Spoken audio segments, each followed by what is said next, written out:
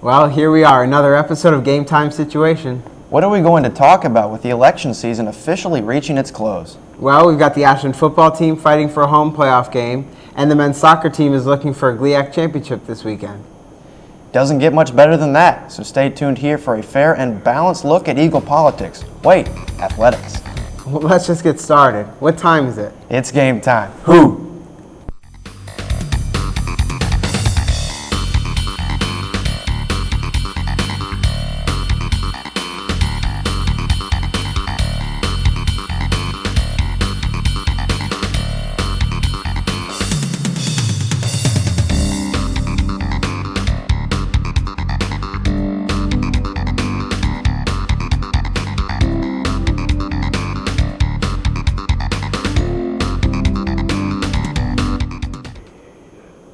Riding a 6-game winning streak, the Ashland football team traveled to Allendale, Michigan to take on the #1 team in the country, Grand Valley. The game turned into an epic as both offenses got on a roll, each scoring on the first 3 possessions, leaving the game tied at 21 not long into the second quarter. AU's defense would eventually force a safety before halftime and in front of the crowd of more than 10,000 at Lubbers Stadium.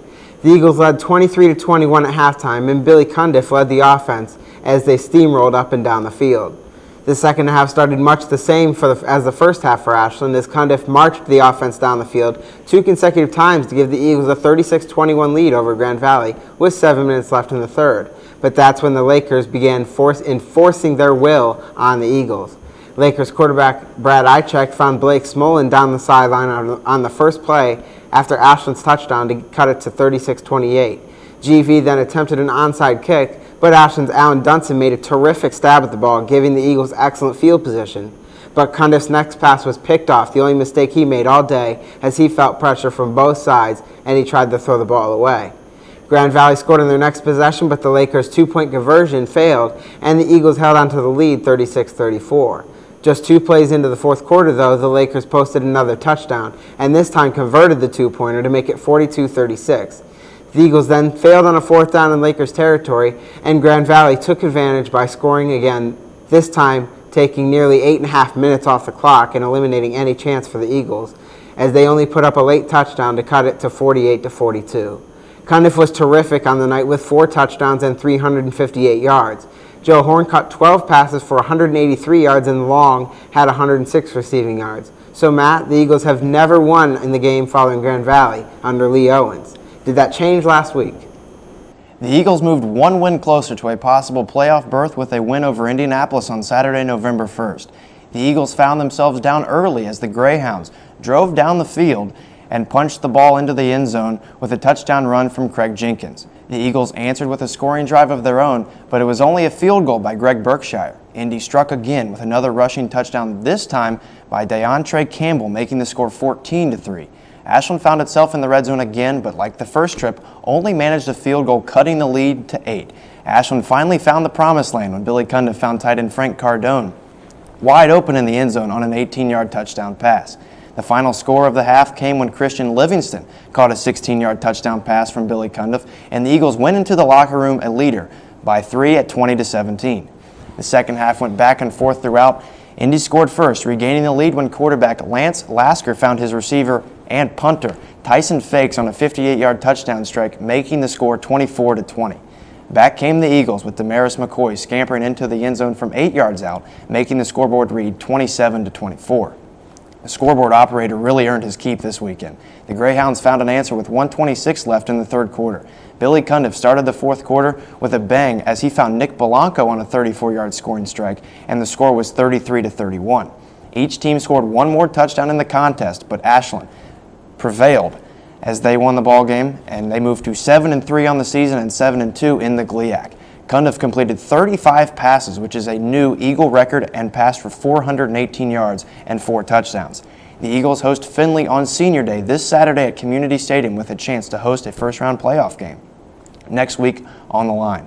That wraps up football for this week, and we're going to take our first time out. We'll come back and talk some Ashland soccer right after this break. Parents, there's something you can do to protect your kids from drugs and alcohol.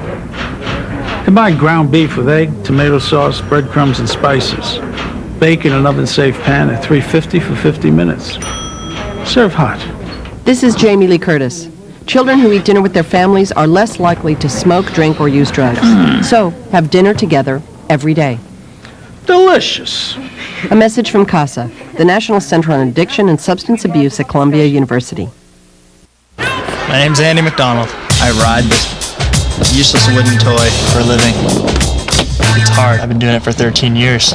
I'm still lame. I do a trick called a 540. Took me a good 6 years to learn. There's a whole generation of skateboarders out there that are just as talented athletically as any basketball or football player. It takes somebody that's not going to be afraid to fall down a lot, because you definitely will fall down. You're not a failure until you refuse to get back up. Drugs are only going to hinder what I'm trying to do. That right there is my idea of getting high. Is she thirsty or diabetic? Is he tired or arthritic? Subtle behavioral changes can be early signs of disease in pets. These changes are often less obvious in cats, which can be better than dogs at hiding illness. But a wellness exam from your veterinarian twice a year can help detect, treat, or prevent many health problems before they become serious. So call your veterinarian and schedule your pet's wellness exam today. As parents, we do whatever is necessary to ensure the health of our children. Sadly, most parents don't realize that their child's first eye exam with an eye doctor should be between the age of 6 and 12 months. I urge you to take your baby to an optometrist for a comprehensive eye assessment. It can literally change your child's vision of the future. Infancy optometrists offer a no-charge eye assessment for infants 12 months old or younger. Call today to find an optometrist near you. Welcome back to Game Time Situation. The Ashland men's soccer team has been playing an outstanding season, and a couple weeks ago, the Eagles played Tiffin to try and clinch the GLIAC regular season title. The Eagles did just that as they topped the Dragons 1-0 in overtime. The game was scoreless in regulation despite the Eagles taking 18 shots and Tiffin managing just one shot on goal in the first 90 minutes. Overtime was a different story, though, as the Eagles scored in the 5th minute of the extra period, as senior defender Aaron Favory was able to get his head on a spinning ball in the middle of the penalty area for the game winner. The game was a rough and tumble sort of match, and the teams combined for 38 fouls and 8 cards. Next, the Eagles took on Findlay in their GLIAC finale, and once again, the Eagles were able to squeak out a 1-0 win. Dan Gilmer's header off a Torrey Korzog cross in the 23rd minute was the difference in the match. Ashland senior keeper Ryan Cruz stopped six shots and faced a total of 13, including 8 in the second half, but the Eagle defense prevailed with its second straight shutout. For his performance during the week, Cruz was awarded GLIAC Player of the Week honors with the 2 clean sheets. Matt, the Eagles handled their GLIAC business. Did they finish the regular season in the right way? The men's soccer team is looking forward to the playoffs, but had to concentrate on the regular season finale against Davis and Elkins first. The game was played on October 31st at the Ashland Soccer Stadium, and Ashland jumped out to a 1-0 lead in the 18th minute on an own goal. Hey, a goal is a goal. The Senators tied the game late on a Matt Fannin goal in the 80th minute. The teams played through overtime without scoring, and Ashland finished one of the greatest seasons in Eagle history, going 15-2-2. They now own the school single-season record for victories. They also won the GLIAC regular season crown, and they are now ranked 2nd in their region. Brendan, that finishes our men's soccer coverage. How has the women's team been playing? Well, the women's soccer team hosted Tiffin on October 24th, but they continued their second half skid as they fell 3-0 to the Dragons. The Tiff scored twice in the first half, and Deidre Abu Ahmed added her second goal of the game just before the 50-minute mark to make it 3-0. Even though the Eagles led in corner kicks, they were outshot 12-4 in the match. Matt, how did the Eagles do against Findlay? The Lady Eagles team continued their bid for the GLIAC tournament on October 26th at the Ashland Soccer Stadium. The Eagles were manhandled, or would that be woman-handled, by Findlay 4-1. The Eagles managed only 5 shots on goal and found themselves down 2-0 after only 29 minutes. Christine Williams tacked on her second goal of the season in the 56th minute to make it 3-0 Oilers, and Ashland's only answer was a Justine Stoltfuss goal in the 61st minute. The Eagles fell to 7-12 and 4-9 in the GLIAC. The Eagles next met up with Northern Michigan in the last regular season game of the season at the Ashland Soccer Stadium on November 2nd. The Eagles were shut out 2-0 in the contest with both goals scored by Carrie Buckle. She tallied 11 goals on this season, and the game did have one positive note for the Eagles as junior goalkeeper Krista Herbst set the school record for saves in one season with 110. Earlier in the season, Herbst set the school record for most saves in a game against Grand Valley State with 17. The Eagles finished the season with a 7-13 record overall and 4-10 in the GLIAC, missing out on the GLIAC postseason. Brendan, we're done talking about the soccer pitch now. What's been going on with the volleyball team?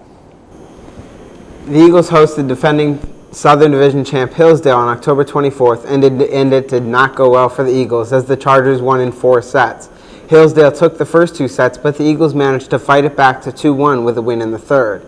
Hillsdale, though, regained control and won the match with a 25-21 victory in the 4th set. Brittany, not Mychenko, but Yurchenko, led the Eagles with 13 kills with a hitting percentage of .385. Freshman setter Andrea Fritz added 40 assists for Ashland. The next day, the Eagles hosted Findlay with hopes of rebounding from the night before.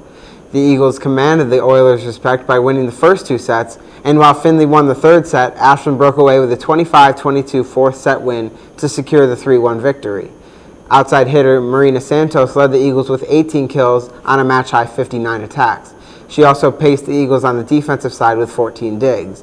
Matt, how did the volleyball team do against Northwood? I still like that name. Anyway, the Eagle volleyball team met up with Northwood on Friday, October 31st in a 3-0 GLIAC battle. The Eagles could never get their offense together, losing the set 3-0. Set scores 25-22, 25-13, and 25-17. The loss drops the Eagles to 13-12 on the season and 5-9 in the GLIAC, while the Timberwolves improved to 12-12 overall and 7-6 in the conference. Junior Carolina Gonçalves led the Eagles with 8 kills on a .211 hitting percentage, and freshman Arian Martin led the team with 9 digs. The Eagles' next opponent was the Warriors from Wayne State. The Eagles lost on November 1st again by a count of 3-0. Wayne State opened the match by winning the first set 25-17 and kept the pressure on by winning the second set easily 25-11. Ashland put up much more of a fight in the 3rd set, but the Warriors held on for a 27-25 victory. Gonçalves led the Eagles again with 11 kills and 4 aces.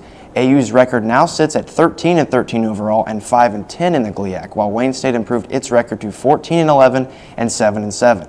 Brendan, I know for a fact that our viewers are curious about the season finale against Tiffin. Did the Eagles pull out a win? Well, last night the Eagles traveled to Tiffin to take on the Dragons. And yes, Matt, you and our viewers will be happy to hear the Eagles pulled out a 3-set sweep in the land of the Tiffs. Ashland won the sets 25-20, 25-16, and 25-22. Santos was the only Eagle with double figures in kills as she totaled 15. Fritz added 31 assists, and Arian Martin led the defense with 10 digs. That wraps up volleyball season, and it will also wrap up this segment of Game Time Situation. We'll be right back after this break. What have we got here? Sometimes you feel tired. You can't seem to lose those extra pounds off your midsection. And your joints hurt when you take the stairs? Well, you're getting older. But I'm happy to say that there's some simple things we can do to keep you happy and healthy for years to come. We can also lower your risk for some serious diseases the older population is often subject to. Proper nutrition is more important than ever. Your body has changed, you know. Not as many treats.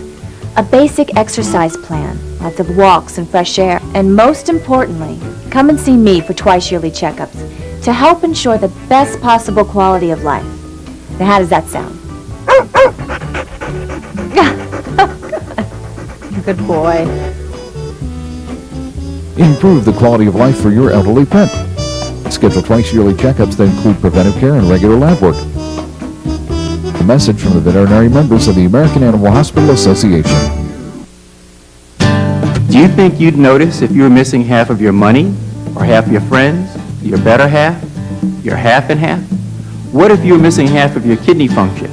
You'd think you'd notice, but you could have chronic kidney disease right now and not even know it. According to the National Kidney Foundation, 20 million people have chronic kidney disease, and 20 million more may be at risk and not even know it. Chronic kidney disease is a growing epidemic. Anyone with high blood pressure, diabetes, or a family history of chronic kidney disease is at risk.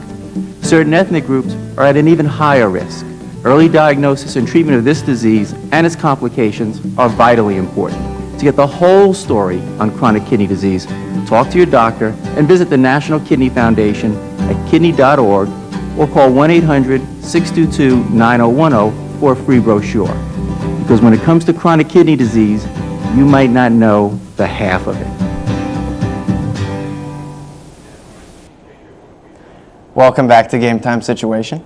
The Ashland University men's cross country team finished third place at the GLIAC Championship at Lake Superior State on Saturday, October 25th. Sophomore Matt Stratman placed the highest for the Eagles, finishing in 14th place with a time of 25 minutes and 28 seconds. Sophomore Brock Weaver finished 16th, and senior Jeremy Train finished 19th for the Eagles. Grand Valley State took the overall championship with a team score of 31 points. Is that a surprise, Grand Valley? Not really, no. Wayne State finished in second with 69 points, and Ashland did finish third with 90. Brendan, how did the women do at the GLIAC Championships in the Upper Peninsula?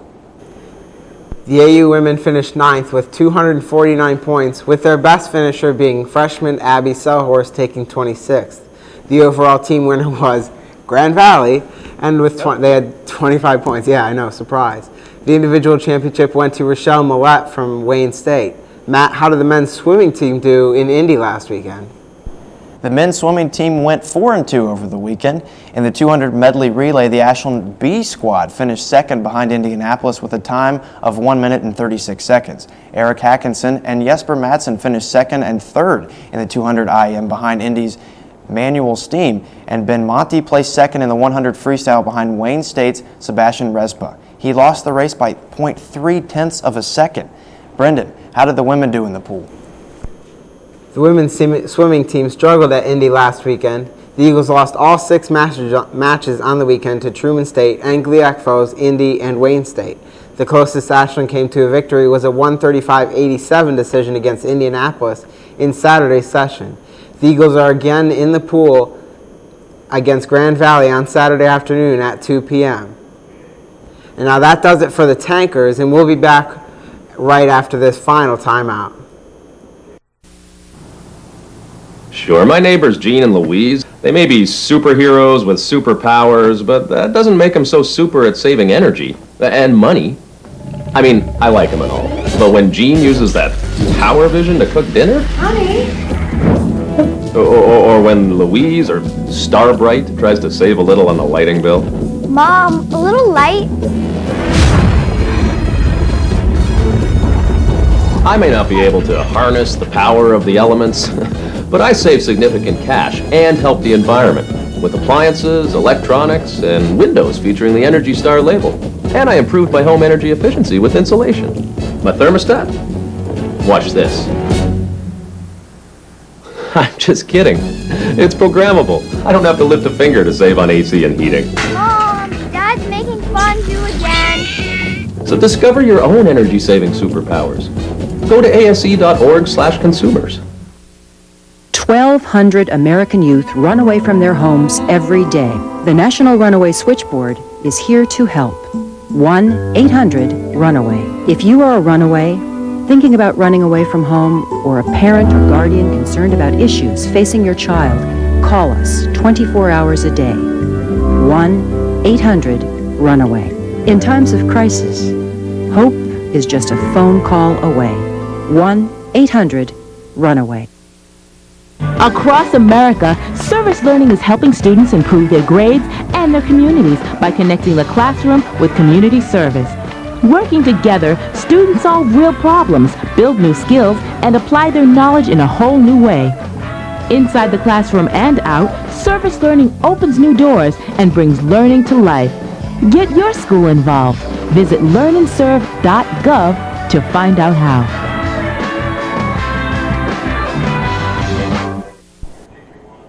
It took the full 9 matches, but the AU tennis team held on to win their first round match against Northern Michigan, or Michigan Tech, 5-4 in the GLIAC tournament on October 25th. Ashland looked good after the doubles matches, winning 2 out of 3.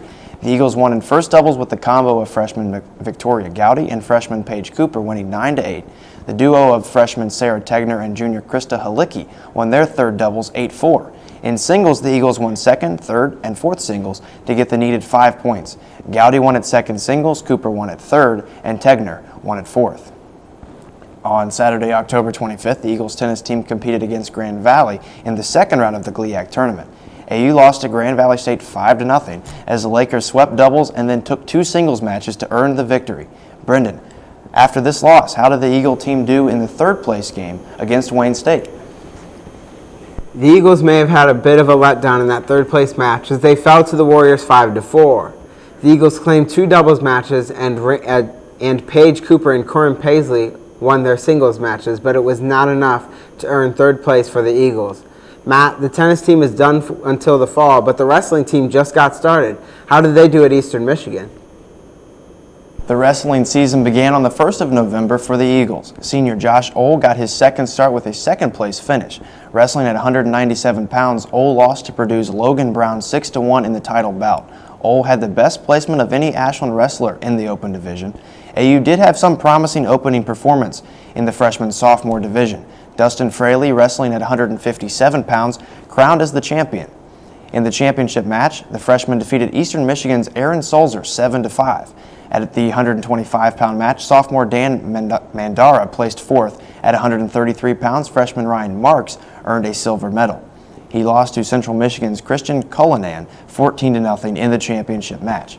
Brendan, we're done on the mats. Now let's take a look at the women's basketball team, which returns 5 seniors this season. That's right, this team should be the most experienced team in the GLIAC, with those 5 seniors combining for 20 letters between them. The Eagles, who were picked 3rd in the GLIAC Southern Division, recently beat Division I team Youngstown State in an exhibition game. Alethea Lamberson started at the point, Lacey Romine at the 2, Lisa Grau at small forward, and Lindsay Warren and Betsy Morrison started in the post. Romine is the only non-senior of that bunch, so with the wealth of experience and head coach Sue Ramsey at the helm, the Eagles will look to overcome that 3rd place poll ranking. They did receive 3 first place votes, and they should finish in the top 2 with a shot at hosting the GLIAC playoffs come March. In any case, the women's basketball season should have plenty of excitement. Matt, how does the men's team look? And now one of my favorite sports to cover, and that's the men of the hardcourt. That's right, it's basketball time. The Eagles are picked to finish 3rd in the South Division of the GLIAC behind Findlay and Hillsdale. The Eagles are led by seniors Brett Wackerly and Tyler Rosenberger and sophomore Cale Richardson. The 3 combined for 39 points per game last season and 15 rebounds per game as well. Ashland brought in 7 new players into the offseason to rebuild and reload for what looks to be a tough GLIAC schedule. Roger Lyons enters his 17th season as the head coach at Ashland, and the season gets underway on the 15th of November at home against Ohio Dominican. Well, Matt, that closes another terrific episode of Game Time Situation, but not so fast. We've got some extra stuff to talk about. We want to talk a little bit about the BCS. There's been a lot of talk about it since Barack Obama brought it up in his interview with Chris Berman on Monday night. So what do you think about this BCS playoff picture? It seems to be very swayed. Everybody wants to see a playoff. It doesn't look like it's going to happen, though. It's going to be a lot of work. He mentioned that he sees an 8-team playoff to be what he wants to see. And in my opinion, you know what? I like it the way it is, because if you do 8, number 9 is going to complain. If you do 16, number 17 is going to complain. Everyone is not going to be happy in this situation. Keep it the way it is. Yeah, there's going to be a problem if 3 teams are undefeated. Someone is going to get left out. But then again, it's that one team that's going to get mad, and there's always going to be a team that's going to be disappointed, and you just have to live with it, and that's the BCS. And then the other way to look at it then too, if you do something like a top 8 tournament, it works in basketball where you get those top 64 teams or top 65 teams now, and you've got 66 through 70 all upset, but do those teams really have a shot at winning a championship if they're left out of the tournament field anyway? That's true. I don't think if you do it like Mike Leach says from Texas Tech, he wants a 64-team playoff. You would have to start that in the middle of October, and you would see teams that no one really has heard of, like Michigan. Why would they be earning a spot in the top 64? I don't really know. A little extreme, the 64 team. I can see the 8, but I still think someone is going to be mad no matter what they pick, and I say you just leave it the same and just deal with it. Okay, so Matt's for the BCS. I say let's go to a playoff. Let's see the 8 teams battle it out. All right, so we have a tough week, or we have a big weekend coming up in Ashland sports. So we're sad to see you guys go tonight. But Brendan, don't get too broken up. We've got a big weekend of AU sports coming, including a football game with a home playoff possibility on the line. And men's soccer could be playing for a GLIAC championship on Saturday. There's not a better time to be an Eagles fan, and you can keep up by checking us out on November 19th for another episode of Game Time Situation. Have a good night, everybody. Good night.